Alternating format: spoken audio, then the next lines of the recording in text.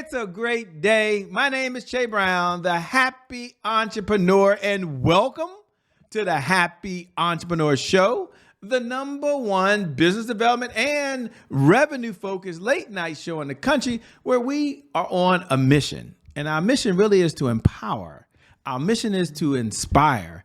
And our missions provide you, the hard-working entrepreneur, with all of the resources that are necessary to execute that big vision you have for the people you were called to serve. And on this episode, we have the one and only Lynette. She's really in the building, by the way.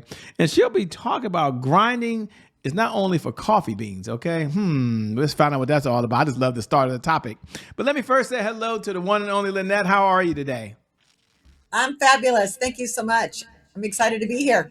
I'm excited to have you here. Thanks so much for joining. Thank you for watching, by the way. You have a lot of choices and you choose to be with us. So thank you. We promise this will be a good use of your time. And shout out to the one and only Brenda for connecting us, by the way.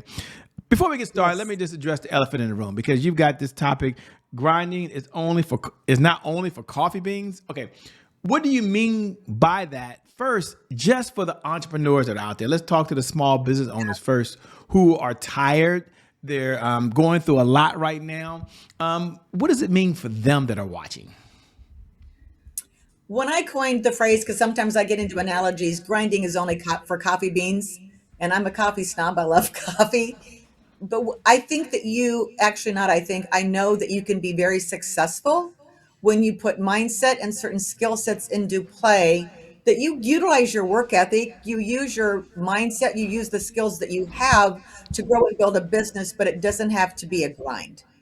And a lot of times that grind can also be, if you've got dualpreneurs, maybe that grind is in the full-time job and you're saying, yay, today is hump day. Can't wait for Friday. Oh God, here comes Monday.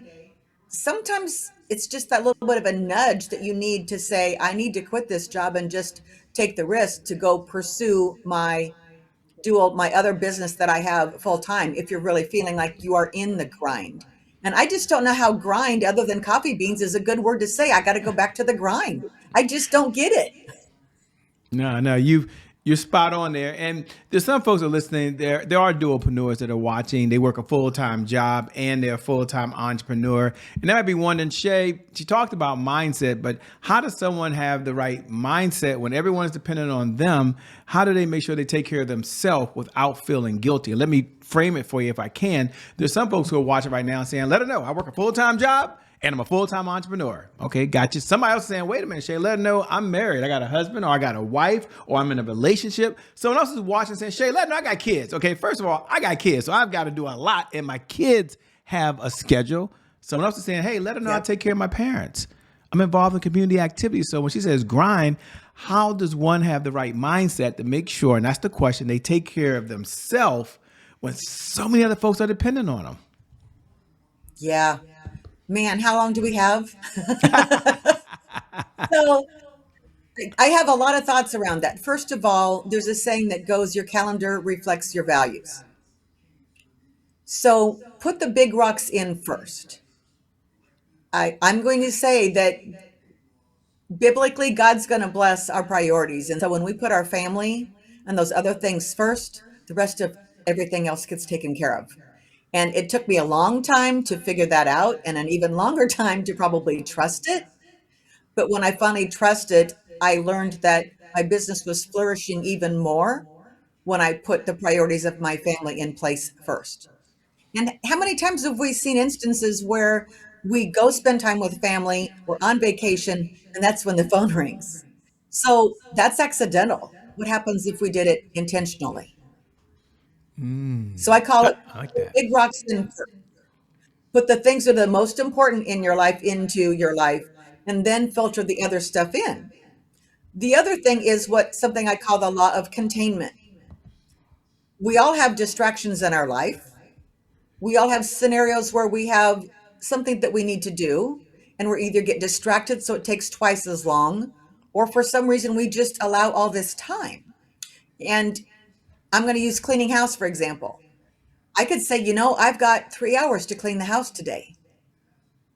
All of a sudden, my friend calls me and says, hey, you want to go shopping? I can get it done in an hour so I can go shopping. It's called the law of containment.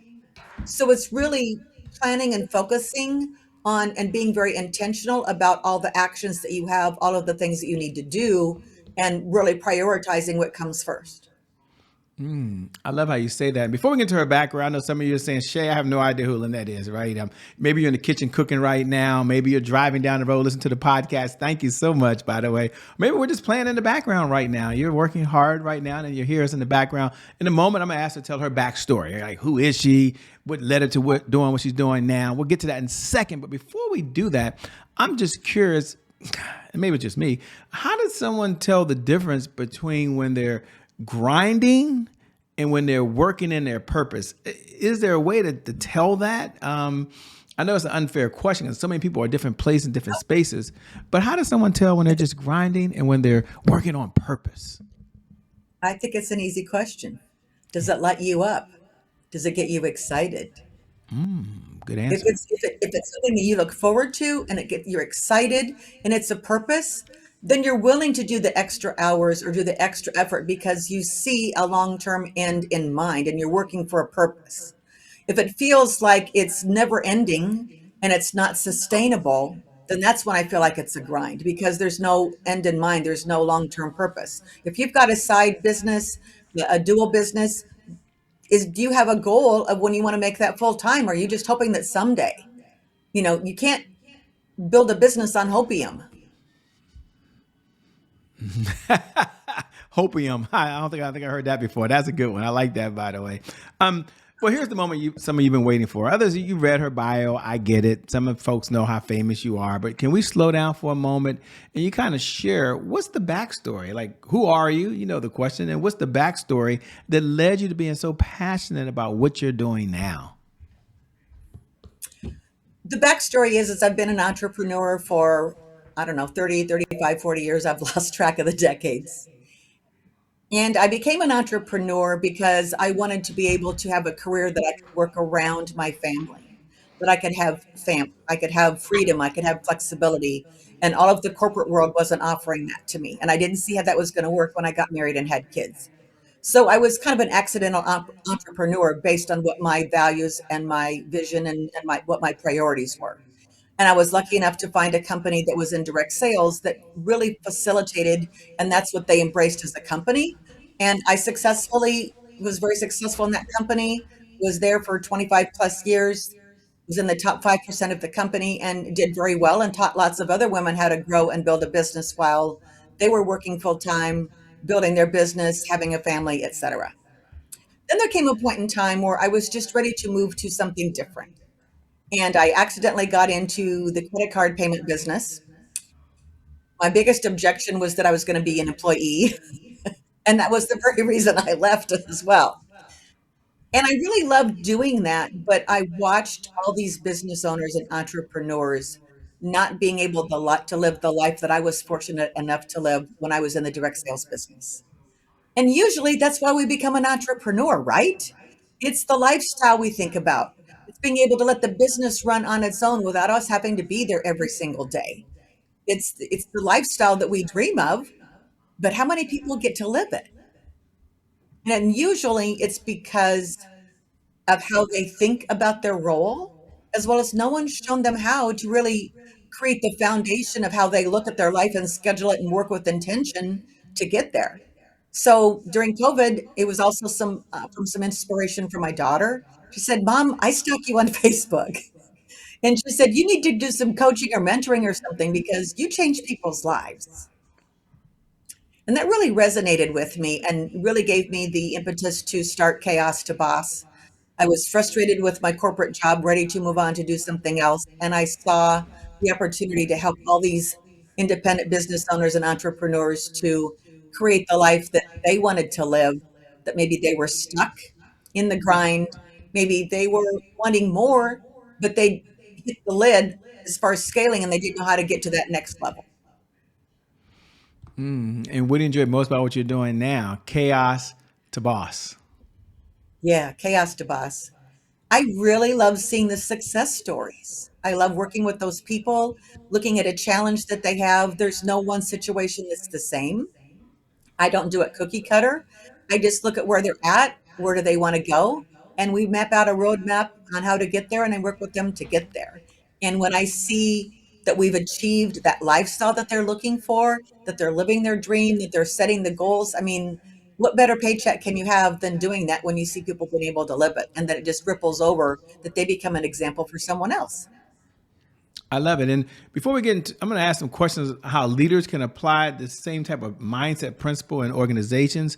But first, I'd like for you to give maybe one or two ideas to the entrepreneur right now that's saying, hey, I'm ready to go from just surviving to thriving. And here's maybe one mindset shift they can do or another mindset shift they can do this week to get them in that direction. And for all the entrepreneurs out there, whether you're doing really, really well and there's another level and there could shift that could take place, or you're kind of surviving right now, you should probably go and lead in. Yeah. So the question directly, what's one or two things someone could do right now to start moving in that direction of thriving? Absolutely. First of all, I think thriving is internal. It's easy to look at all the posts on social media and compare ourselves to everyone else and look at whether they're successful, and we measure our success versus theirs because we're looking at all of the material stuff. And it's really about, what's thriving mean to you? What lights you up? What makes you happy? What's fulfilling? What is your vision and purpose? That's the first thing, because only you can have what that measuring stick is. On a practical level, for people, especially if they're newer business owners, the biggest thing that I have observed is they've started or they're growing their own business, but they're still thinking like an employee. And there's lots of habits and thought processes that go behind thinking like a business owner. And that could be how they manage their time. Are they working on the business instead of in the business? Are they delegating? Are they hiring people? For example, there's a gentleman who, it's been probably a year and a half or 2 years ago. He and I sat down and had coffee. He was really good at doing HVAC stuff, and he was working 2 to 3 days a week for a company, but then he was growing and building his other business the other 2 days a week. And I said, "Hey, what are you waiting for?" He said, "I don't know." And I said, "You've already got your calendar full for 2 days. You're wanting to be able to work for yourself. At some point, you have to take the leap." And that just somehow flipped something in his head. But then he also started acting like a business owner and saying, well, what do I need to do to grow and market this business, instead of thinking like the employee, where you're thinking about, what do you charge? What's the hourly wage? What do I, just a whole different mindset between an owner and an employee. Well said. And for those folks that are listening, by the way, that are leaders, there are some folks that are leaders of organizations. Someone's listening right now is maybe a leader as a small business owner, and some folks don't report directly to them. Others are leading other individuals in their company and some in nonprofits. How does this whole chaos, the boss mindset shift, how does that relate to the leaders? Now, we'll talk to two leaders if we can first. And ladies and gentlemen, she can handle two questions. She'll be just fine, okay? The first person that says, I am the leader, okay? So I'm trying to change the culture or change the organization. What recommendations would you have to that person that they can use to help change the leadership that's underneath them? Yeah. Everybody has an invisible sign on their chest that says, what's in it for me? Make me feel important. Yeah. And we're saying leaders, but quite often there's management. And when you start leading from the front and leading by example, and you focus on how you treat those people and make them feel important, it's human nature for that person to aspire and want to do anything for you. And they would go through fire for you if you're leading them and appreciating them and allowing them and allowing their strengths to flourish and come about, versus micromanaging and just looking at the KPIs and the profitability, and you're just a cog in the corporate wheel. Those are polar opposite thought processes, and you're going to get way more out of people when you focus on what their why is and what they want and what's important to them. I promise you, any woman, if she has to make a choice between her family and the job, you know where she's going to go. And I think a lot of men are the same way. So when you focus on them and what's important and get to know them, their personal life, all of that, you're going to see the culture shift because they see that you're vested in them, not just the KPIs and the finances. The finances will take care of themselves. They will. Yeah, they will. I love it, but I love your transparency. I love the analogies, and it leads us to a segment we have here called "Today Is My January 1st." Now, for those folks who tune in every night at 11 p.m. Eastern Standard Time, you know what we're about to do. Matter of fact, you can go ahead and say those magical words. Today is my January 1st. Happy New Year to you. Almost literally, by the way, and depending on when you're watching this. And for those folks that tune in for the very first time, you might be saying, Shay, what in the LL Cool J does today is my January 1st mean? I understand. I get it. Today is my January 1st is our personal mantra at the Happy Entrepreneur Show. It represents a fresh start. It represents a do-over. It means our past, no matter how dark and gloomy that past is back there, or how bright and sunny the past is, the past no longer equals the future. And so my question for the one and only Lynette on the other side is really twofold. Number one, just when you hear those words, today is my January 1st, what do you even hear? And number two, was there ever a time in your path that there was a setback, there was a challenge, and how were you able to bounce back from it? When I hear that, we all have a chance to do overs. We all have a chance to start over no matter where we are at. I had a mentor, one of my friends, who always said, you can sell yourself out of any hole you get yourself into. And I think when that comes to growing a business, that's the same principle. Wherever you're at, you can have a do over. I don't care how many times you've been knocked down, kicked down, what a discouraging, horrible, rotten, terrible, bad day you had. It all is a decision inside you if you choose to pick yourself up and pivot. And if you think about it, how do we grow unless we make mistakes, unless we truly mess up and we fall down and, get our knees all bloody? You just get back up. And the people who are the most successful just have more bloody knees than the other person does. So that's what I think of when I hear January 1st. We all have our opportunity. My fall down and skin my knees multiple times, I've had to start over financially about 3 or 4 times for a variety of reasons. The most significant was when I had a milestone birthday. My dad passed away. It was just one of those aha moments like, life isn't getting me where I want to be. I need to make some shifts. So I made some shifts that were very, very unpopular and very expensive. And I moved from Washington State, which is where I was living, and I moved back to Nebraska, which is my home state.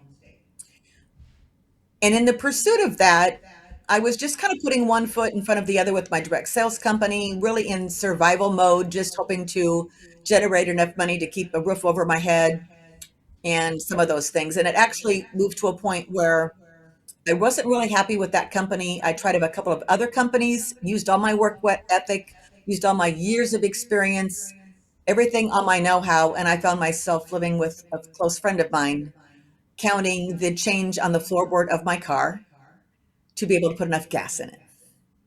I was really lucky I had a roof over my head, and I didn't have much else but the clothes on my back. I had to take a long, hard look at what am I going to do next? Because what I was doing wasn't working for me in the particular arena that I'd been in with direct sales and network marketing. And some of it was my ego. I had been all that in a bag of chips in that company. So I didn't want to face what was going on, that I needed to maybe look at a job or do something differently. And then I'm like, do I have age working against me? Is someone going to hire me?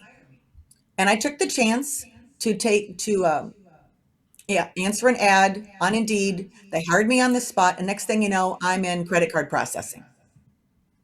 So I went from making zero money in an industry I knew very, very, very well to an industry I didn't know anything about, but all of a sudden I'm making money. How did that happen? Well, the gap in the middle was that I was really trying to figure out what I was going to do with my life. And I went down to my mom's and just spent some time for about a month. And I took a regular spiral binder that has 25 lines in it, just like you do when you're going to, your kids have in school. And for 31 days in a row, I wrote down 25 things I was grateful for. And sometimes it was like I have hair on my head. I have 10 fingers and toes. Ooh, the birds are singing. It got that elementary. And I never thought of myself as an ungrateful person, but it really changed my perspective. And when I sat back and looked at it, the difference between being somewhere that I had really, really had this skill set and knew what I was doing to an industry that I didn't know anything, the difference and making money there and making no money here, the difference was I shifted my energy. When things aren't going right, it's easy to get into that desperate mode. As one of my friends calls it, lapel grabbing. You got to sign now. You need to buy. Come on, I need this sale.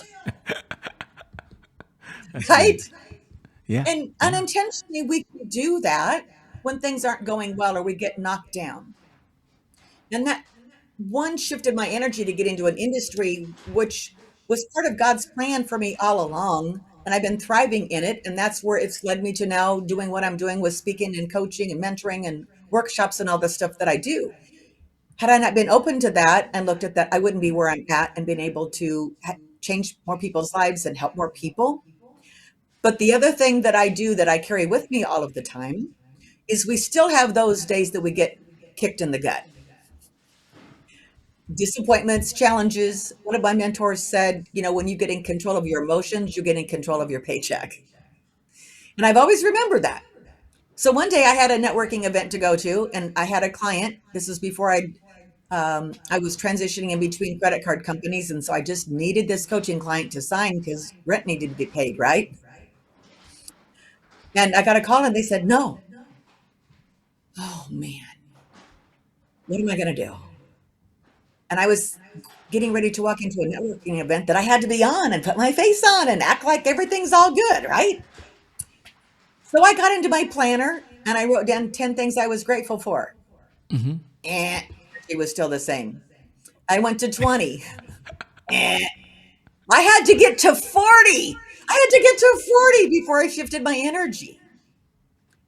But some of that is it's the emotional mindset and management that's the hardest part about building a business.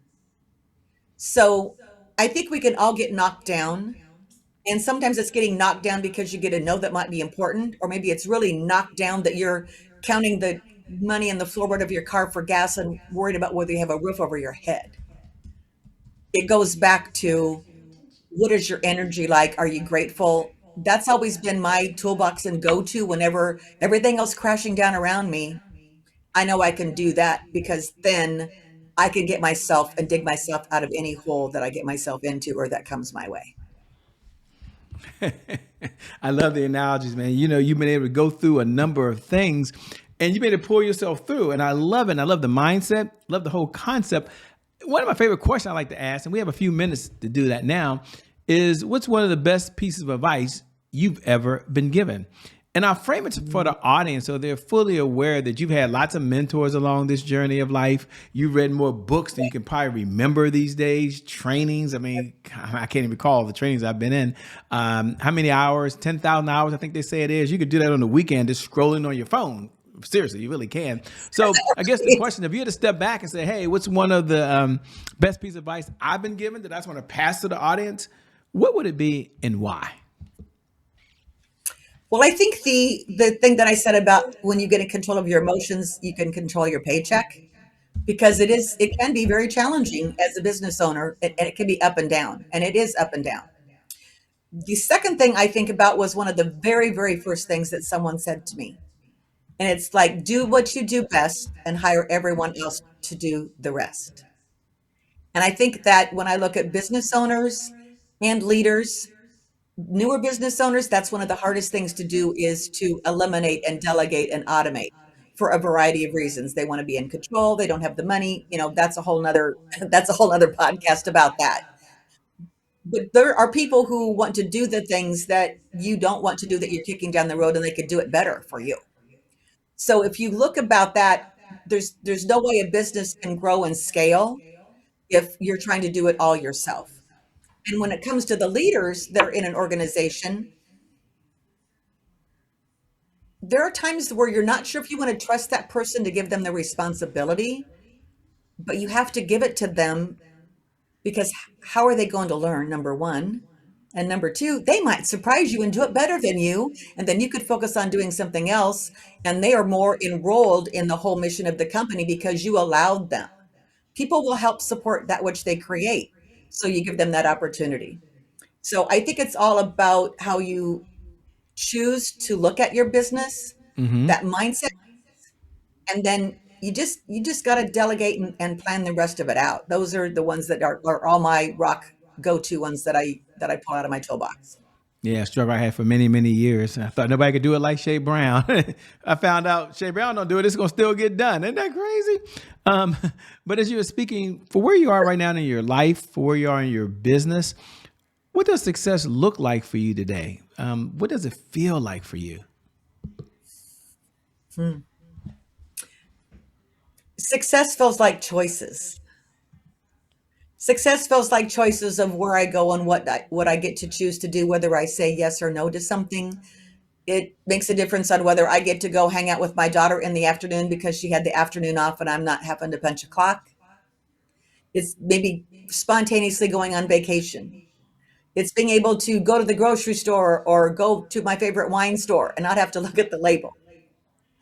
It's just being able to feel like my life is filled with peace, calm, and joy, and I'm just floating down the river, enjoying every piece of it. And it doesn't mean that I'm not working because I'm running two businesses still, but I'm flowing down the river instead of trying to work hard and swim upstream.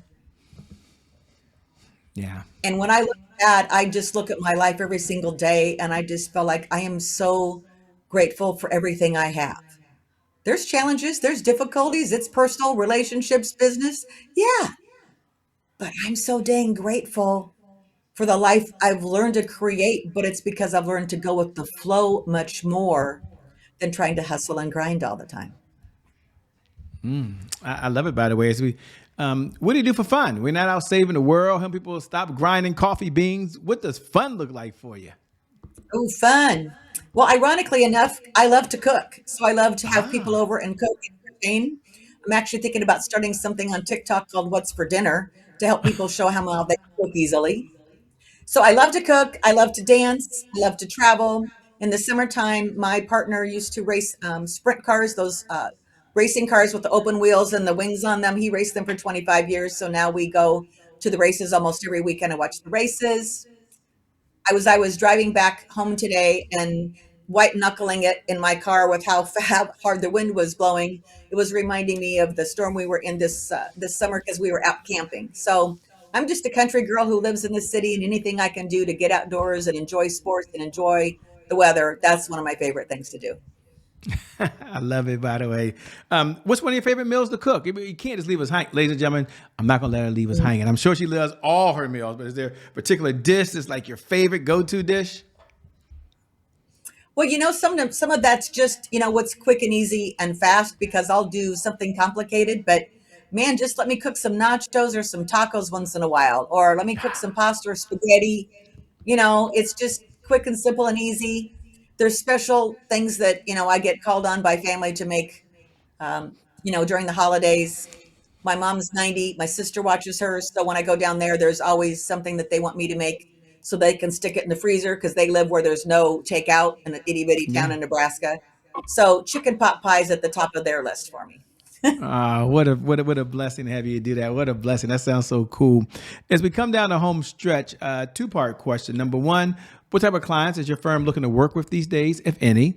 And number two, where can people connect with you? Where can they go? What should they go to if they want to follow you or stay in this conversation over and beyond the time that you and I have now?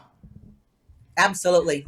So I love working with high achieving business owners, entrepreneurs, leaders in business who know they want something different.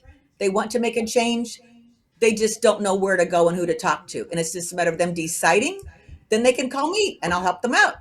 They can reach out to me at chaos2boss.com. So it's chaostoboss.com. There's a contact form on there, and they can identify what they want to visit with me about. As far as socials, they can follow Chaos to Boss or my name, Lynette Sorrentino, on LinkedIn, Facebook, Instagram, a little bit on TikTok, not a whole lot there, but definitely Facebook and Instagram and LinkedIn. Well, it is an honor and a privilege. Thanks so much for joining. Thanks for being on the Happy Entrepreneur Show. And shout out to Brenda for connecting us. Yeah, I'm really grateful for that. Thank you so much. I appreciate being able to be on here, and hopefully we help someone out there today. We certainly have. And thank you to viewers. Thank you for tuning in, by the way, because without you, well, we don't have a show. So I never get tired of reminding you every night at 11 p.m. Eastern Standard Time, no matter what's going on in your life, by the way, whether you're doing really, really well and you're going to that next level of success, you're beyond grinding, by the way, or you've been hit with the punch that you never saw coming. The one thing I Yeah, do believe is that today is your January 1st. And because of just it, that one reason alone, I believe your best is still yet to come. Your best is yet to absolutely. come. Your best is yet to come. With that being said, my name is Shay Brown. I'm out. Thanks a lot, Lynette. We'll see all of you on the other side. Peace for now. Bye-bye. Bye-bye.